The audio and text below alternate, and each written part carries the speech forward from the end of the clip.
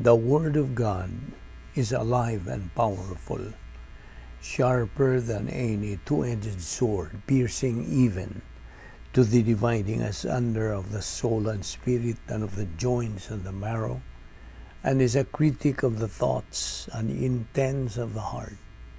All Scripture is God-breathed, and is profitable for doctrine, for reproof, for correction, for instruction in righteousness, that the man of God might be mature, thoroughly furnished unto all good works. Study to show thyself approved unto God, a workman that needeth not to be ashamed, rightly dividing the word of truth. Matthew 5:13, you are the salt of the earth. But if the salt loses its flavor, how shall it be seasoned? It is then good for nothing, but to be thrown out and trampled under foot by men. Leviticus 19:13, you shall not defraud your neighbor, nor rob him.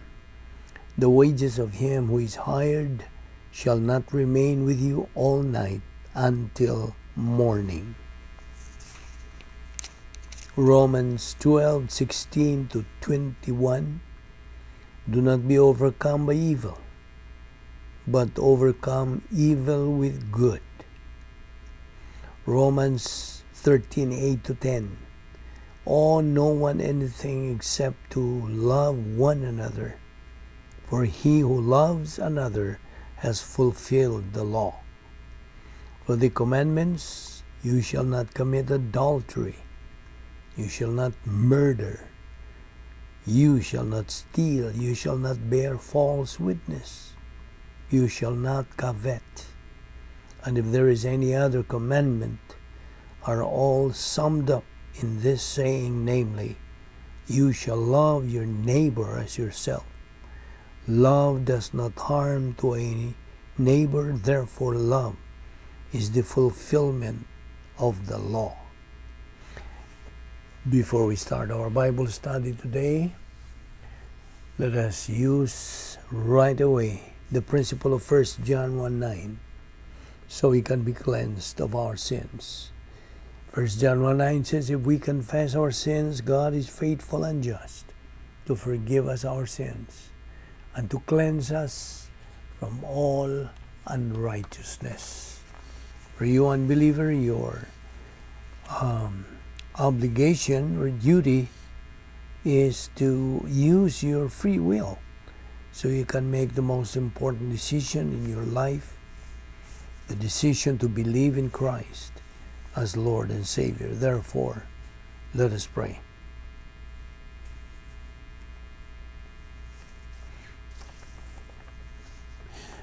Father, we consider it a privilege to have the freedom and the opportunity of fellowshipping in your word. We are so grateful that through your grace you brought us this time in this assembly to take in your precious word, which is the only shield we can equip and arm ourselves to be able to confront any false teaching that religion tries to spread in this devil's world. We now pray that you give us the concentration through the filling of the Holy Spirit as we continue studying the Word today. All this we ask in Christ's name. Amen. Welcome everyone once again to our Bible study, and we are still on our topic, the fantastic life on earth. Okay, we will continue the portion where we stopped in our discussion yesterday. We have said that our Lord Jesus Christ, while he was hanging on the cross, he cried out, I thirst. He bore our sins. He patiently took all the insults, the beatings, the slappings, etc. And he died twice on the cross, spiritually and physically. His substitutionary spiritual death on the cross was the only solution to our real spiritual death. And you know what we mean by spiritual death. And to be spiritually alive, one has to be born again by faith alone in Christ alone. John 3:16, for God so loved the world that he gave his only begotten Son, that whosoever believeth on him shall not perish, but have eternal life. John 3:36, he who has the Son has life, but he who does not have the Son does not have life, and the wrath of God abideth on him. Remember, Christ died spiritually to bring us to God. John 14:6 also says, I am the way, the truth, and the life. No one comes to the Father except through me. Who said that? It was our Lord Jesus Christ. Now the cross, where a person is crucified at Bible times, was their capital punishment. Our Lord Jesus Christ died there to bring us to God. Remember the righteous, the Lord Jesus Christ, for the unrighteous, the people. When we believe in Christ, he will bring us to God. John 14:6 again, I am the way, the truth, and the life. No one comes to the Father but by me. No one is saved by being baptized, by being a church member, etc. Only by faith in Christ. 1 Peter 3:18, for Christ also died for sins, once for all, the just for the unjust, so that he might bring us to God, having been put to death in the flesh, but made alive in the Spirit.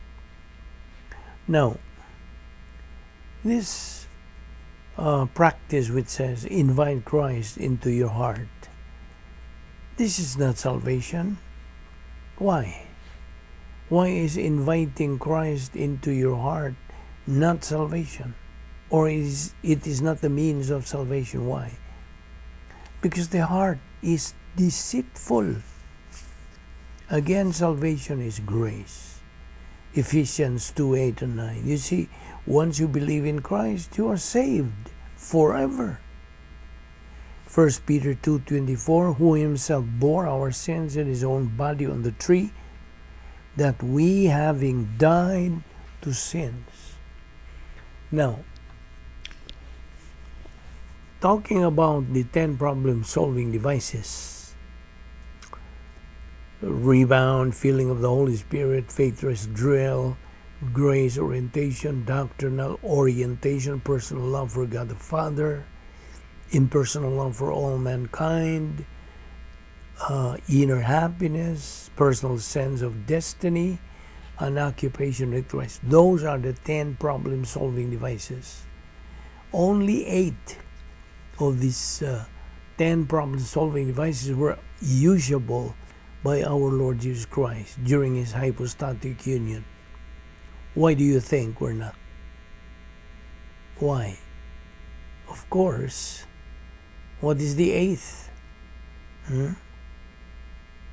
Hey, 8th, personal sense of destiny? No, it is inner happiness. All the time our Lord Jesus Christ was happy, of course. So it was not usable to him. Now Hebrews 12:2, looking into Jesus, the author and finisher of our faith. Leviticus 1:3, a burnt offering represents propitiation. During the time of the Jews, a sacrifice who was blemished and unclean was blasphemy. A sacrifice had to be unblemished and clean. That is an analogy of Christ. So, in Leviticus 1:3, animal offerings, a burnt offering represents propitiation. When our Lord Jesus Christ died at the cross, All our sins, past, present, and future sins, were paid by the Lord Jesus Christ in full. That's sin offering. So my question is, why do some people still do some kind of penance and sacrifices? Is that not an insult? It is. In Psalm 22 verse 3, you are holy, meaning God the Father. God has perfect righteousness. So, He has nothing to do with sin, right? God says, I am a perfect God. God's way, plan, purpose, will are all perfect. Thus, we need to know all these in God's Word. So, we are mandated to study, learn, believe, and apply the Word of God. Now, in Matthew 27:46, our Lord, while He was hanging on the cross, said in Aramaic, Ili, Ili, lama sabachthani. That is, my God, why hast thou forsaken me? That's God the Father. Now in Greek, of course, it says, Te imo, hinanti mi igkatilipis. Now Christ's spiritual death was a judicial spiritual death. That is imputation. Now the word imputation is taken from the Latin word imputare, meaning to reckon, to charge. Now there are two categories of imputation, real and judicial. The real imputation. Judicial meaning imputed to somebody because it is just. What? It is just. Now, what is real imputation then? All people are spiritually dead, although physically alive. The justice of God imputes under the principle of antecedent. Okay? It has already been imputed. That's the meaning of antecedent. In judicial imputation, the omnipotence and justice of God impute all sins of all people to the Lord Jesus Christ. What is being imputed? All our sins were. In 2 Corinthians 5:21, God the Father made the Lord Jesus Christ, who knew no sin, to be sin on our behalf. Hebrews 4:15, for we do not have a high priest who cannot sympathize with our weaknesses, but was in all points tempted as we are, yet without sin. 1 John 3:5, in Him there is no sin. The Lord Jesus Christ was qualified to go to the cross because He had no sins. Now after we get saved, God imputes His perfect righteousness to us. And we receive the following. We're justified. We don't have to pay our sin debt. And then number 2, we become the object of God's personal love. The third, we receive daily logistical grace support, both, now this is for both spiritual and carnal reversionistic believers. John 1:12, we have the right to become children of God now that we are saved through faith in Christ. While our Lord Jesus Christ was here on earth, hypostatic union, He did not use the power of His deity, but only His humanity, until He reached the cross. He was victorious over sin and death when He went to the cross. We should always remember that. 2 Corinthians 5:21 says, God made the Lord Jesus Christ, who knew no sin, to be sin on our behalf, so that we might become the righteousness of God in him. God imputed perfect righteousness to every person who had believed in Christ. Now, okay, let's talk about, of course, this is also another review. Remember the a fortiori logic of Paul? Apostle Paul has this a fortiori logic. Now, the word a fortiori is a Latin word. Here is an example. If you can run 5 miles, it is easier for you to run 1 mile, right? So, that's the example of a fortiori logic. Our condition before we were saved was this, and this is the formula that applies to every member of the human race. Adam's original sin plus old sin nature equals spiritual death. So, I repeat, this is the formula that condemns every member of the human race. AOS plus OSN equals spiritual death. Now, spiritual death, as we know, is a condition rendered us savable. Did you get that point? This is a condition that renders us savable. A person who is depraved, condemned, and judged due to his condition is now qualified to be saved. Every person is a potential believer depending on the decision of his volition. In Titus 3:5, not by works of righteousness which we have done, but according to his mercy he saved us through the washing of regeneration and renewing by the Holy Spirit. And also Ephesians 2:8 and 9, the very popular verse, we have been saved by grace through faith, that not of ourselves, it is the gift of God, not of works, lest anyone should boast.